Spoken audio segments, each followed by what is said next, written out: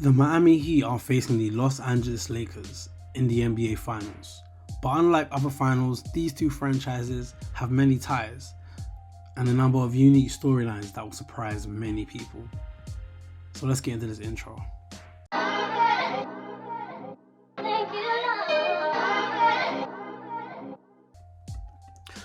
The first storyline is LeBron James being the third All-Star to play against their former team in the final. Obviously, we all know LeBron James won 2 chips in Miami back-to-back 2012 and 2013, and that makes him the third All-Star to face his former team behind Wilt Chamberlain and Ed Macauley. The second storyline, but most impressive in my opinion, is Pat Riley going against the Lakers. The reason why this is important is because Pat Riley's done a lot of things in LA and established a culture there before he even went to Miami or New York. He won a ring there as a player in 1972, and obviously he invented a Showtime identity that still lives on to today when he coached Magic Johnson and the crew between the years 1981 and 1990. And in that time he also won 4 chips. So this guy's won 5 chips in LA as a Laker, and now he's going up against them in the finals as a member of the Miami Heat.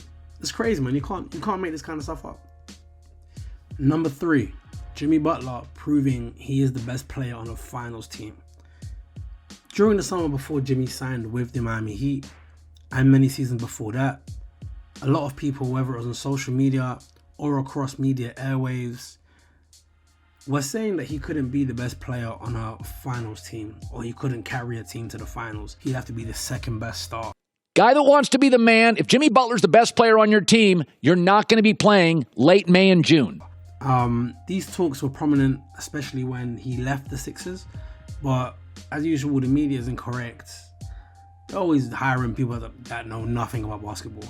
Jimmy Butler is now the best player on a finals team, and he carried them to the finals in a sense, yes, in great fashion, sweeping the Pacers, giving the Bucks, who were the favorites to go to the finals and some people's favorites to win it all, a gentleman's sweep, making Giannis Antetokounmpo look like a second-year player, and beating the Celtics in 6 games when they could have beat them in 5 games. They threw one away. But again, the media's got to eat his words because Jimmy's out here proving people wrong constantly all season long. Number 4, Dwight Howard back in the NBA Finals. In 2009, Dwight Howard was a top 5 player in the NBA. He was also the best rebounder and the best defender. Like, hands down, no one was comparing to this guy. He was a force. People couldn't drive inside. He was catching people's floaters, intimidating any guard that went in the paint. His shoulders were the size of Mount Olympus. Dwight was a force, and that force showed as he carried the Orlando Magic to the NBA Finals, beating the Celtics' Big 3 and pre-championship LeBron to face Kobe and the Lakers in the finals. He lost to the Lakers in gentleman's sweep, for sure. But the crazy thing is, nobody ever thought Dwight Howard would be back in the NBA Finals. They wrote him off. And now he's playing for the team that he lost to in the city that he carried to the finals. He's playing for the Lakers in Orlando. It's crazy when you think about it. Number 5, Kentucky's presence in the NBA Finals.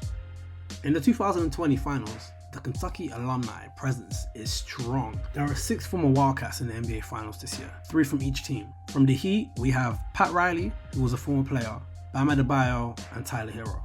And from the LA Lakers, we have Rajon Rondo and Anthony Davis, and also Frank Vogel, who was a former manager at Kentucky.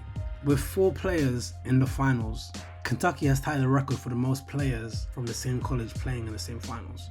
Number 6, and the most toxic storyline, is Pat Riley v LeBron James. Back when LeBron and Pat Riley were in bed together, winning championships in Miami, it wasn't always sunshine and rainbows. There were multiple reports that the two butted heads when LeBron was in Miami.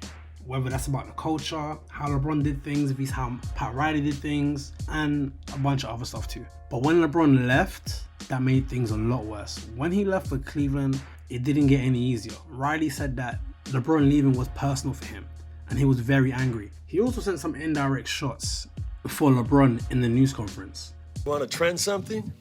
I'm pissed, okay? So go ahead. This stuff is hard.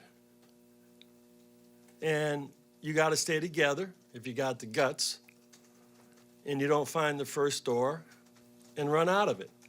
I didn't come down here 19 years ago for a quick trip to South Beach and get a suntan. After finding out LeBron had decided to leave and go to Cleveland in 2014, That decision shook up the Heat franchise, and there have been reports that LeBron James is no longer loved in Miami, whether it's with the Heat or the media. So this is definitely fuel added to the fire for both franchises, and especially between Pat Riley and LeBron James. Listen guys, I need to say it again. Stop listening to the media for your basketball information, because this next storyline is about something a lot of people ate up when the media gave it out. Jimmy Butler was called a bad teammate for years. Jimmy Butler's reputation at the moment is as clubhouse cancer, basically, as locker room cancer. There's no other way to say it. Given this terrible title, and to be honest, we need to stop listening to the media on player matters, because if you have been keeping up with the Heat this season, he's been anything but that, helping rookies and rotational pieces shine this season, whether it's Tyler Hero, Kendrick Nunn, Duncan Robinson. Jimmy has been an excellent leader for the Miami Heat and a great teammate. And it shows, it showed every series how selfless he was, how much he didn't care who shined or who top scored, and now he's in the finals, being a great teammate. We're just in this thing together. Everything that we do is together. We win together, we lose together. All in all, there are a bunch of storylines here to unpack in the first ever NBA Bubbles Finals, and it's going to be a great series of great storylines. If you enjoyed the video, please subscribe. A lot of you guys are watching it and not subscribing. We need you guys to subscribe. Like it too, comment if you're feeling generous.